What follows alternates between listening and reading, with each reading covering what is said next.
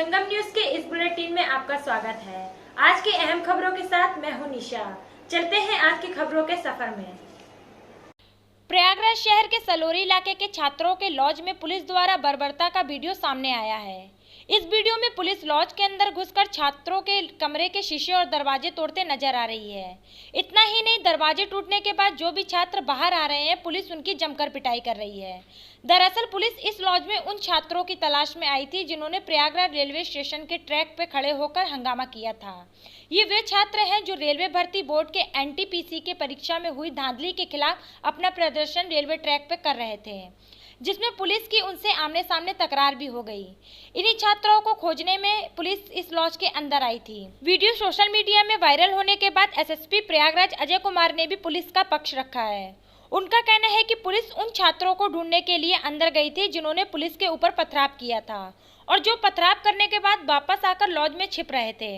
SSP ने यह भी कहा है कि जिन पुलिसकर्मियों ने इस मामले में ज्यादती की है, उनकी भी पहचान की जा रही है और उनके खिलाफ भी कार्रवाई करते हुए उन्हें निलंबित किया जाएगा। ये पूरा प्रकरण थाना कर्नलगंज जनपद प्रयागराज का है। इसमें पुलिस को सूचना मिली थी कि प्रयाग स्टेशन के पास 1000 की संख्या में छात्र उपद्रव कर रहे हैं और रेलवे ट्रैक पे आकर के उसको जाम कर दिए हैं और इसमें से कुछ लोग रेलवे में तोड़फोड़ कर सकते हैं और रेलवे इंजन में आग लगा सकते हैं। इस गंभीर सूचना पे पर्याप्त पुलिस बल दंगा निरोधक उपकरणों के साथ पूरी तैयारी के साथ प्रयाग स्टेशन पहुंचा था और काफ़ी हिकमत अमली से कार्रवाई करते हुए छात्रों को वहां से भगा दिया गया था। इन उपद्रवी छात्रों में से तमाम ने पुलिस के ऊपर पथराव किया था और पथराव करते हुए ये आसपास के जो लॉज थे जिसमें ये रहते हैं उनमें जाकर छुप रहे थे। उसके बाद निकल कर आते फिर से पथराव करते थे। इस मामले में पुलिस उनके लॉज में जाकर के उनको बाहर निकालने का प्रयास कर रही थी। इसी दौरान कुछ पुलिसकर्मियों ने अनावश्यक बल भी प्रयोग किया, ऐसा वीडियो में दिखाई दे रहा है। इस पूरे घटनाक्रम की जांच की जा रही है। एक तरफ जो उपद्रवी छात्र हैं उनके खिलाफ गंभीर धाराओं में मुकदमा दर्ज किया जा रहा है, दूसरी तरफ जिन पुलिसकर्मियों ने अनावश्यक बल का प्रयोग किया है उसको भी काफ़ी गंभीरता से लिया जा रहा है। उनके खिलाफ निलंबन की कार्रवाई की जा रही है और विभागीय कार्रवाई करके उनको दंडित किया जाएगा, उनकी पहचान की जा रही है। इस पूरे प्रकरण में जो भी दोषी है उसको कतई बख्शा नहीं जाएगा, चाहे वो छात्र हो या पुलिसकर्मी हो। किसी भी सूरत में अराजकता और अनुशासनहीनता बर्दाश्त नहीं की जाएगी। इलाहाबाद हाईकोर्ट के 5 वकीलों ने एक लेटर पिटीशन दाखिल कर प्रयागराज के बघाड़ा में मंगलवार के हॉस्टल और लॉज में घुसकर पुलिस द्वारा छात्रों की लाठियों से क्रूरता से पिटाई मामले की न्यायिक जांच और दोषी पुलिसवालियों के खिलाफ कार्रवाई की मांग की है। ये लेटर पिटीशन अधिवक्ता शैलजाकांत त्रिपाठी, MP पाल, PK जायसवाल और 2 अन्य वकीलों की तरफ से दाखिल की गई है। संगम तट पर लगे माघ मेले में कोरोना महामारी के समूल नाश के लिए किन्नर अखाड़ा ने आज विशेष अनुष्ठान किया है। किन्नर अखाड़ा के महामंडलेश्वर मां भवानी की अगुवाई में ये अनुष्ठान किया गया, जिसमें महामारी के ग्रह कहे जाने वाले बुध ग्रह को शांत करने के लिए यज्ञ अनुष्ठान के साथ आहुतियाँ दी गई। इस मौके पर किन्नर अखाड़ा की महामंडलेश्वर पवित्रा मां के साथ और संत और शिष्य भी मौजूद रहे।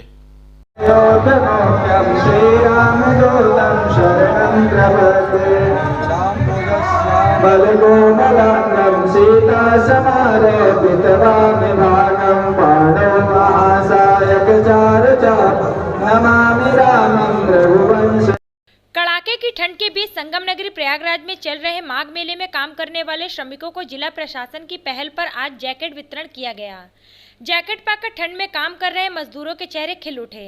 दरअसल प्रयागराज मेला प्रशासन सेक्टर 1 के मेला सुपरवाइजर बालकृष्ण द्विवेदी की पहल पर कोलकाता के व्यापारी अनुराग चौधरी ने जैकेट का इंतजाम किया।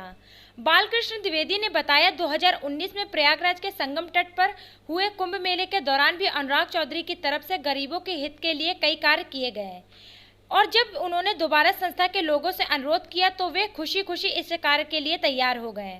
उन्होंने बताया कि श्रमिकों के लिए जैकेट का इंतजाम करने वाले कोलकाता के व्यापारी अनुराग चौधरी हैं।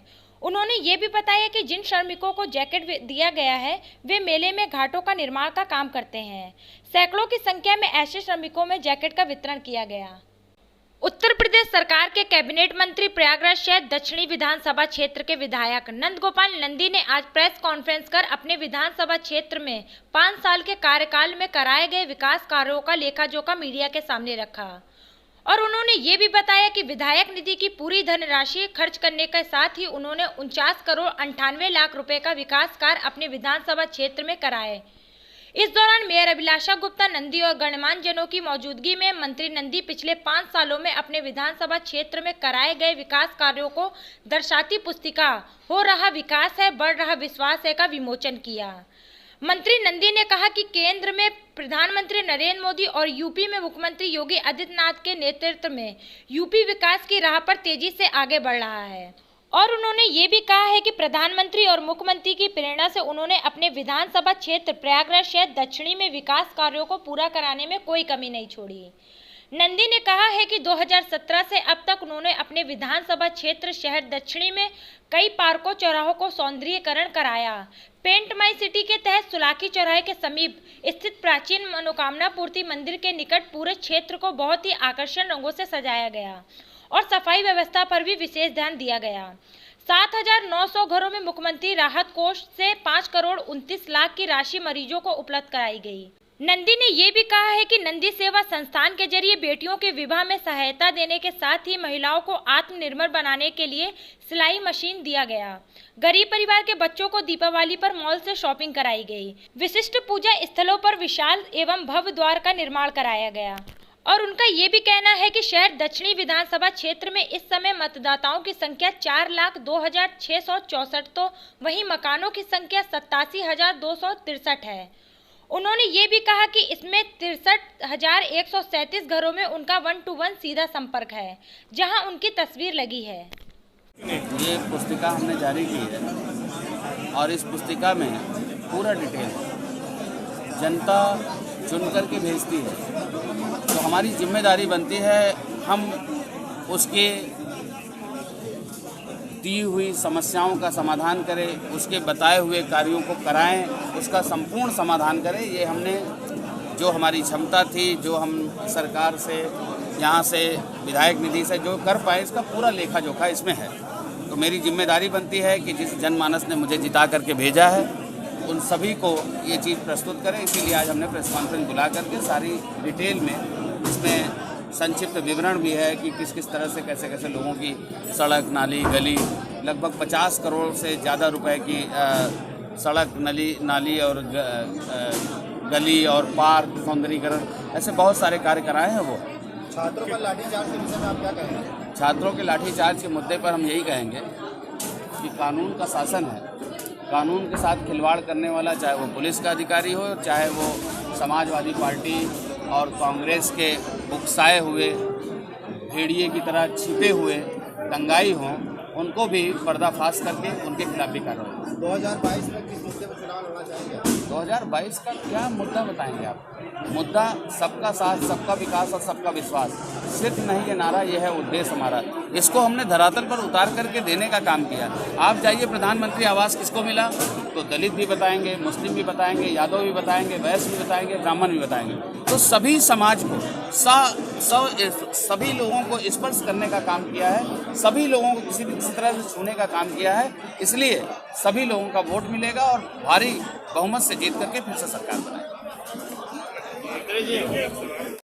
इलाहाबाद हाईकोर्ट ने प्रयागराज माघ मेला में श्रद्धालुओं की भीड़ के स्नान के लिए आने पर रोक लगाने की मांग में दाखिल याचिका ये कहते हुए निस्तारित कर दी कि राज्य सरकार व प्रयागराज मेला प्राधिकरण कोविड पर सरकारी गाइडलाइन का पालन करने के जरूरी कदम उठा रहे हैं। कोर्ट ने राज्य सरकार के उठाए गए कदमों को देखते हुए मामले में हस्तक्षेप न करते हुए याचिका निस्तारित कर दी।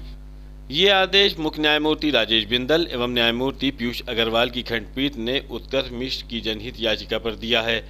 अपर महाधिवक्ता ने कोर्ट को बताया कि माघ मेला में आने वाले स्नानार्थियों व श्रद्धालुओं के लिए गाइडलाइन जारी है। इसके अलावा प्रयागराज मेला प्राधिकरण का गठन किया गया है, जो मेले की व्यवस्था तथा स्नान पर भीड़ न जुटने पाए इसकी निगरानी कर रहा है। वो लोगों को सावधानी बरतने व एक स्थान पर भीड़ के रूप में एकत्रित न होने और गाइडलाइन का पालन करने की भी सलाह दे रहा है। खबरों का सिलसिला यूं ही जारी रहेगा। आप हमारे YouTube चैनल को लाइक कीजिए, सब्सक्राइब कीजिए और शेयर कीजिए और आप देखते रहिए संगम न्यूज। नमस्कार।